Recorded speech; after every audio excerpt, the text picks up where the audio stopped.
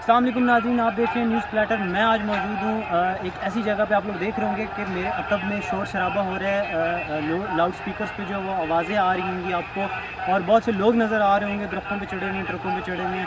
नाज़रीन, मैं मौजूद हूँ आज ज़िला अटक की तहसील फतेहजंग में। यहाँ पे हो रहा है बैलों का एक जलसा, बैलों की दौड़ जो है वो मुनक़िद की गई है। बैलों की शौकीन जो है वो यहाँ पे मौजूद हैं। बैल दौड़ जो है वो पाकिस्तान की एक कदीम तारीख़ी सकाफ़त भी है और ये खेल भी है। इस खेल पे लोग मतलब जो किसान हज़रात होते हैं वो इस खेल को अपने लिए एक बहुत अहमियत का दर्जा उनके लिए ये खेल रखता है। तो अभी मैं लेके जाता हूँ आपको इस बैल दौड़ का जो मैदान है जहाँ पे ये बैल जो है वो दौड़ते हैं वहाँ पे, और दिखाता हूँ कि ये बैल किस तरह से दौड़ते हैं।